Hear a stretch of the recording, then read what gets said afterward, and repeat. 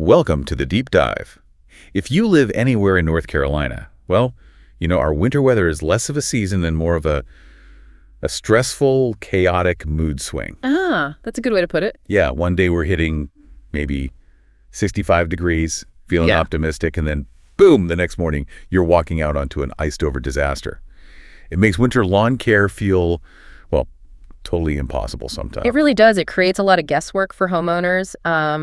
And that's a problem because the silent threat we are focusing on today, frost, is doing damage that isn't immediately visible. Right. And that leads to frustrating problems come spring. Absolutely. So our mission today is really to cut through that climate chaos and give you a strategy. We've pulled together the research to give you the shortcut, understanding the specific science behind frost damage, identifying, the most critical mistakes NC homeowners make that just compound that damage. Yeah, the things to avoid. Exactly. Yeah. And outlining the proactive science-backed steps you need to take right now to ensure a vigorous spring recovery. Okay, so we're jumping straight into the deep end then. Let's unpack this, starting with the true biology of the blade, because we need to understand that frost is really much more than just frozen dew sitting on the surface. Yeah, I think most people visualize frost as just like a thin white coating. But when temperatures actually dip below 32 degrees Fahrenheit, what is chemically and physically happening inside the grass plant itself? Well, it starts with the water. The water in and also around the cells begins to crystallize. And we actually define freezing damage in two distinct ways. The first one, and it's the most aggressive type, is intracellular freezing. Intracellular. Okay, that sounds immediately damaging. Oh, it is, definitely. Yeah. When ice crystals form inside the plant cells, they expand rapidly. Some of our sources describe this like tiny shards of glass tearing through delicate structures. Those crystals puncture the cell membranes in the walls, rupturing the internal machinery of the plant. Okay. So when the day warms up and the ice melts, the cell contents, the cytoplasm, the nutrient storage, it all just leaks out. And that visible sign of blackened, kind of water-soaked turf, that signals that the cells in that section of the blade have actually died. So that's the immediate, brutal kill shot, basically. But you also mentioned a second type of freezing damage, which sounds, I don't know, maybe more insidious. Yeah. And perhaps more common. What's that one doing? Yeah, that's extracellular freezing. So this is when the ice forms between the cells in those intercellular spaces rather than actually inside them. Okay. Now, because of osmosis, you remember that from biology. Vaguely, water moving, right? Right. This external ice actually draws water out of the cells themselves, trying to balance the concentration gradient between the inside and the outside. Oh, okay. So the plant cells are essentially being dehydrated from the outside in, like they're being squeezed dry. Exactly. Even if the cell doesn't rupture internally, like with the intracellular freezing, it becomes severely stressed, it gets rigid, and it loses function. And the cumulative effect of repeated extracellular freezing and thawing, that's extreme cellular dehydration and stress. And it leaves the plant vulnerable to every other winter threat, like disease and, importantly, mechanical damage. And here's where it gets really crucial for you listening. Yeah. Different grass types fight this battle with completely different armor, right? We have a clear geographical divide in North Carolina. Correct. So if you're up in the higher elevations, the Piedmont or the mountains, you are likely managing cool season grasses, primarily Tall Fescue. Okay. Now, these grasses, they've developed higher concentrations of things called osmolytes. They're like natural antifreeze compounds, so they're naturally more frost tolerant. Interesting. Their roots stay active all winter, pretty much, and they actually grow optimally even when temperatures are, say, between 60 and 75 degrees. Still quite cool. But then if you're closer to the coast or you're in the eastern and southern warmer parts, you're dealing with warm season grasses, things like Bermuda or Zoysia, and they have a totally different strategy. A very different strategy. Theirs is total withdrawal, hibernation, essentially. They go dormant when temperatures consistently drop below about 50 degrees Fahrenheit. Right. And dormancy is their great defense mechanism. It works. Right. But this creates a vulnerability. If a warm spill tricks them into starting to actively grow late in the season, or maybe if they're already stressed going into winter, a sudden hard frost can be catastrophic because those water-filled active blades are just highly exposed. Okay, so understanding those cellular mechanics, the intracellular ice shards and the extracellular dehydration that sets the stage perfectly for Section 2, the critical mistakes people make. We now know that when a blade is frosted, those internal ice crystals make it rigid, brittle, It's like a piece of glass rather than a flexible leaf. And that rigidity, that brittleness, leads us directly to the single biggest and honestly the most common mistake North Carolina homeowners make. And it's simple. Just interacting with frosted grass, walking on it, mowing it, anything. Right. When the grass is frozen, it has almost zero elasticity. It can't bend. It can only break. Yeah. Shatter almost. Exactly. And we've probably all been guilty of this, right? Letting the dog run out first thing, or maybe just walking across the lawn to grab the mail or the newspaper. Sure. But that beautiful dusting of frost you see, it's essentially a danger sign, a keep out warning for the grass. Okay, so explain the damage. What does walking on it do? Well, any mechanical pressure, whether it's your shoe, a mower tire, even say a leaf blower wheel, it crushes and ruptures those frozen cell structures we just talked about. Oh. You are physically driving those internal ice crystals, those tiny shards, through the already stressed cell walls. Think of the turf blades as, I don't know, a million sleeping animals. You don't poke them while they are hibernating. That's a good analogy. And we actually have specific evidence that this seemingly innocent act creates lasting damage, don't we? We do, yeah. There was a notable University of Wisconsin study that tracked this. They had plots subjected to foot traffic while frozen versus plots with no traffic. And the result? They found that traffic on frozen turf can reduce the following spring's growth by up to 30% in those affected areas. 30%. Wow, that's significant. It really is. And this damage isn't just cosmetic, like a temporary footprint. The plant loses months of regenerative time because it literally cannot repair itself until active growth resumes way later in spring. So the actionable advice here has to be just absolute stay off the grass, period. Until mid-morning usually, when the frost has melted completely and the blades are pliable again. That's the rule. Wait until the turf is no longer crunching underfoot. If it crunches, you're damaging it. Okay, got it. Now let's pivot a bit from physical damage to chemical damage, because beyond traffic, we need to immediately address fertilization mistakes. Ah, yes. This is where the marketing of winterizer fertilizers often confuses people, isn't it? They think, oh, more food is better before winter sets in. The intention is good, sure, but the execution is often really flawed. You must strictly avoid late-season nitrogen. Why nitrogen specifically? Because nitrogen's job is to stimulate new growth, lush, succulent growth. And remember what we just said about that kind of new growth. Right, thin cell walls, high water content. Exactly, incredibly vulnerable to freezing. And we have NC State research confirming this. High nitrogen content going into winter dramatically increases susceptibility to frost damage and ultimately winter kill. So people are essentially feeding the frost, making its job easier.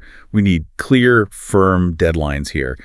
When should you cut off that nitrogen supply? Okay, for cool season fescue, which is still active in the fall, your last nitrogen application should be early to mid-November, absolute latest. Okay. But for warm season grasses like Bermuda or Zoysia, which should be fully preparing for dormancy then, you need to stop all nitrogen fertilizing way earlier, by early September, period, no exceptions. Early September for warm season. Got it. And before we get to the proactive stuff, let's hit one final critical mistake. Yeah. Improper mowing. Specifically that urge some people have to scalp the lawn before winter. Cut it really short. Oh, yeah, that is a terrible idea for winter preparation. Just terrible. Cutting the grass too short does two bad things. First, it removes stored food reserves that the plant desperately needs to metabolize and survive winter stress. Okay. But even more critically, it eliminates the natural insulation provided by the longer blades. And that exposes the crown, that single vital growing point right there at the soil surface, to direct freezing temperatures. The crown is the heart of the plant. So the blades act as like a little mini blanket for the most sensitive part of the plant, protecting the core. Precisely. And the University of Georgia actually put numbers on this. Their research found that maintaining adequate height reduces crown tissue damage by 40 to 60% compared to scalped turf. 40 to 60%. That's huge. It's massive. That insulation factor is literally the difference between life and death for the plant's crown sometimes. Okay, that leads us perfectly into the solutions then. We've covered what not to do, no walking, no late nitrogen, no scalping. Let's shift now to the essential proactive practices. The so what? How do we actually build resilience against the cold?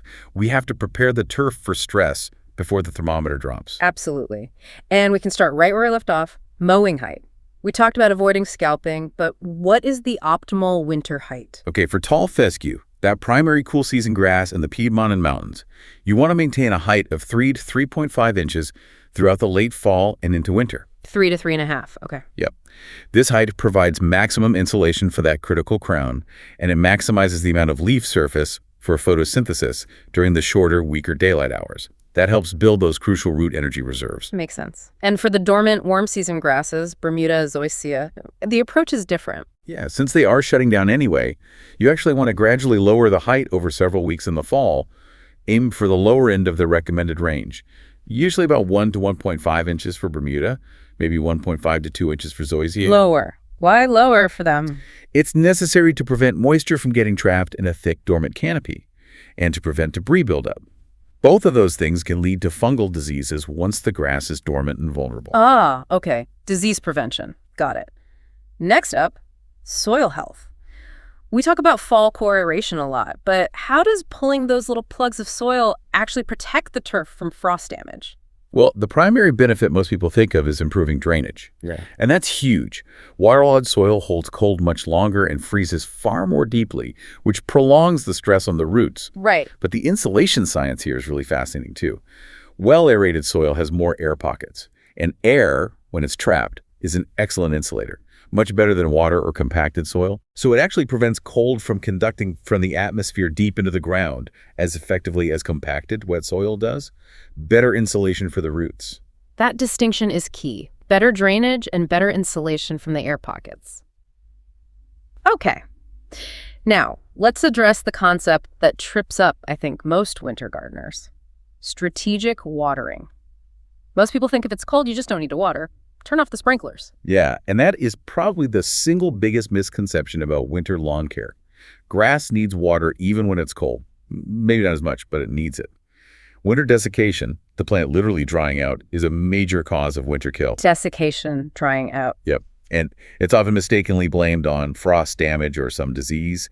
But the roots, especially in cool season fescue, are still metabolizing, they're still alive, and they're actively seeking moisture, especially during dry spells. Okay, so they still need water. But isn't watering risky when it might freeze? What's the technique that balances hydration without encouraging more freeze damage? The key is water deeply, but infrequently. If we're in a dry stretch, say no rain for a couple of weeks, apply about an inch of water.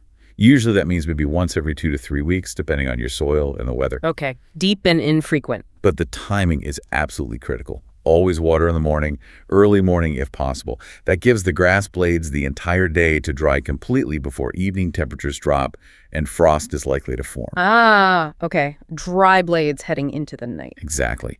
Remember, wet grass freezes much more readily, and the frost damage is magnified when the surface is already saturated with water. Dry is better for frost. Got it. And finally, let's talk about the forgotten nutrient, potassium power. We hammered on skipping nitrogen late season, but why should we embrace potassium K in the fall? Potassium is like the cell wall strengthener, the toughness nutrient. It is crucial for improving overall cold tolerance because it helps regulate water movement during those challenging freeze-thaw cycles. How does it do that? Well, adequate potassium allows the plant to better control its internal water balance. It helps prevent too much water from being drawn out during extracellular freezing, and it makes it harder for ice crystals to form inside the cell, addressing that devastating intracellular freezing we talked about earlier. Wow, okay. So that's a massive functional benefit. It's essentially helping the plant build its own internal defense system against the cold mechanics. It really is. And research demonstrates this. Turf grass with sufficient potassium can often withstand temperatures 5 to even 10 degrees lower before that critical cellular damage occurs. 5 to 10 degrees, that's a big buffer. It's a significant buffer. Yeah. So when you apply it, look for high K fertilizers. You'll see formulas like 0030 or maybe a 10020, something low in nitrogen, high in potassium. And the rate. Apply at a rate of about 1 to 2 pounds of actual potassium, the K, per 1,000 square feet. And the timing for this is typically during the early to mid-fall window, September, October usually. Okay. Potassium in the fall. Got it. Now let's transition, because North Carolina isn't one monolithic climate, right? We need to talk about the geographical diversity. A plan that works in Asheville might be totally wrong, maybe even catastrophic down in Wilmington. Our frost plan has to adapt based on region and soil type. Definitely. Let's start with the extremes. If you're up in the mountains, say Boone or Asheville, you're dealing with what primarily? Much longer, deeper periods of frozen ground, consistent cold. So here, the focus is pure survival for your fescue. You need to maximize that potassium application we just talked about and maintain that taller, insulating mowing height, that 3.5 inches. Okay. Because the soil stays cold for so long, any warm season grasses will be fully, deeply dormant. Your strategy actually shifts towards the very end of winter up there.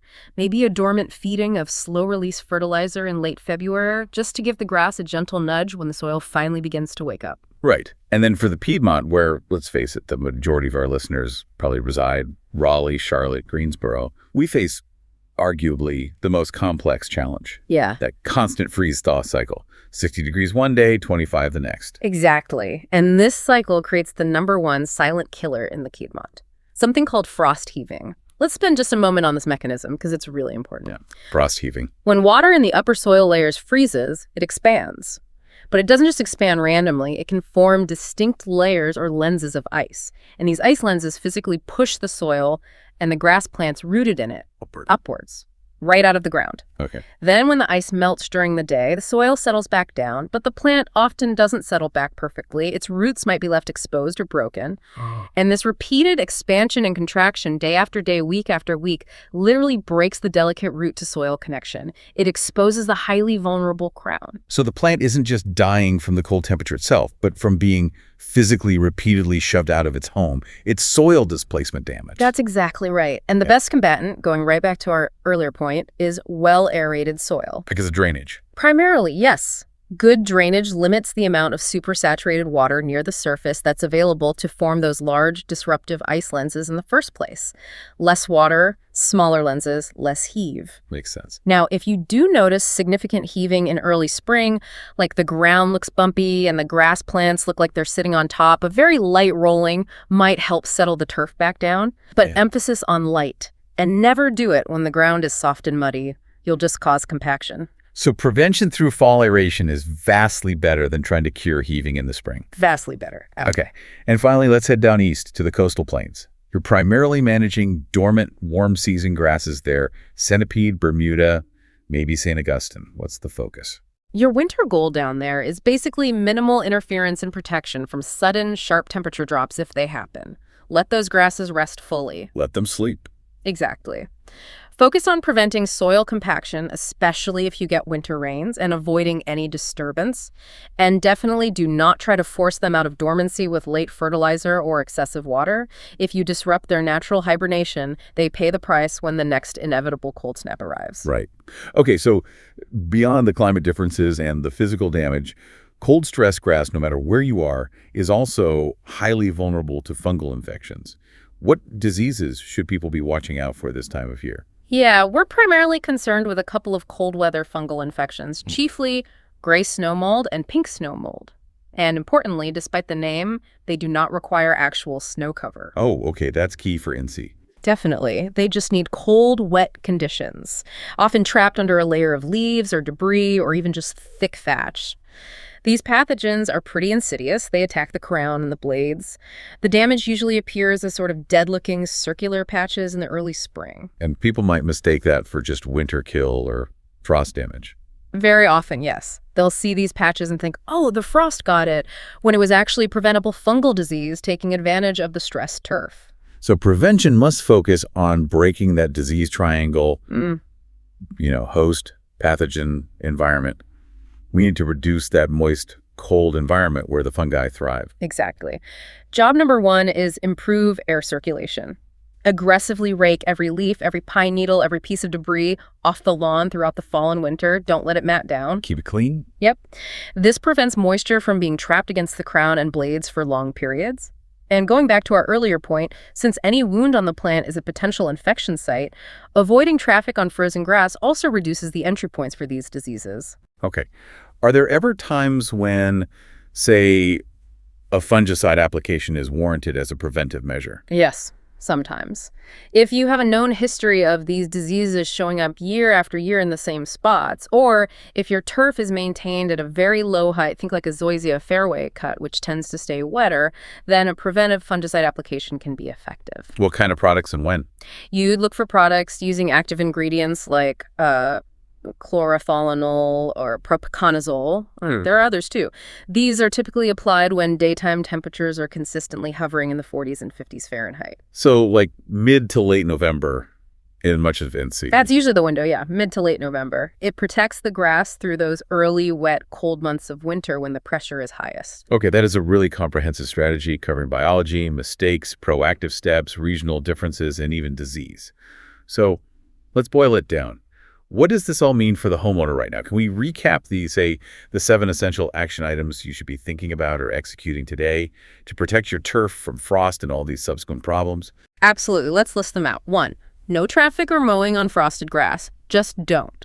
Wait for the blades to thaw and become flexible again. Crunching equals damage. Okay, number 1, stay off. 2. Observe those strict nitrogen cutoff dates. For fescue, early to mid-November is the absolute latest. For warm season grasses, stop nitrogen back in early September. Got it. Nitrogen timing. 3. 3. Maintain that proper insulating mowing height. Especially for fescue, keep it at 3 to 3.5 inches to protect the crown. Don't scalp it before winter. Insulating height. 4. 4. Aerate in the fall. Crucial for improving drainage and utilizing the air in the soil as insulation against deep freezing and frost heave. Aeration. 5. 5. Apply potassium K in the fall. Use those high K fertilizers to strengthen cell walls and improve the plant's internal water regulation for cold tolerance. Potassium power. 6. 6. Water deeply but infrequently through the winter dry spells. And always water in the morning to allow maximum drying time before potential evening frost. Morning water. And 7. 7. Keep it clean. Clear all leaves and debris off the lawn immediately and consistently to improve air circulation and prevent the onset of those cold weather fungal diseases like snow mold. Okay, 7 key takeaways. Stay off, watch nitrogen dates, proper height, aerate, potassium, morning water, and clear debris. That's a solid plan. And maybe a final word of wisdom as people look ahead, perhaps impatiently, to the spring transition. Yeah, the biggest thing is emphasize patience. Seriously, especially if you have warm season grasses like Bermuda or Zoysia, you absolutely must wait until the soil temperatures, not just the air temps, consistently reach 60 degrees Fahrenheit. Which in North Carolina often means? Often means mid-April, maybe even late April in some years or some areas. That's when you'll see full, dependable green up. If you jump the gun and fertilize heavily in March when the soil is still cold, You're just feeding the weeds. you are just feeding the weeds, exactly. Patience pays off in the spring. Wait for the soil to warm up. That's the perfect note to end on. Patience in the spring. But let me leave you, our listener, with this final provocative thought to mull over. Maybe the most damaging winter weather for your lawn isn't actually the single coldest night on the forecast. Maybe, especially in the Piedmont, it's those repeated days of shifting temperatures that freeze-thaw cycle that cause the physical displacement of the grass plant through frost heaving. So if frost heaving is potentially the biggest silent killer, how often are we mistakenly treating its symptoms, those thin, patchy areas in spring, with fertilizer, thinking it's just winter kill, when the critical preventive fix was actually back in the fall, focusing on the ground structure itself through proper aeration to minimize that heaving? That's a really good point. Structure over symptom. Something to think about. What can you do today to shore up the structure for next winter? We'll catch you next time on The Deep Dive. Thank you for listening to the Pain in the Grass Fodcast, sponsored by Lawn Pride of North Charlotte, Huntersville, your go-to name in turf care for homeowners and businesses seeking beauty, quality, and reliability, powered by family and fueled by passion. Until next time, make sure to take care of that pain in the grass.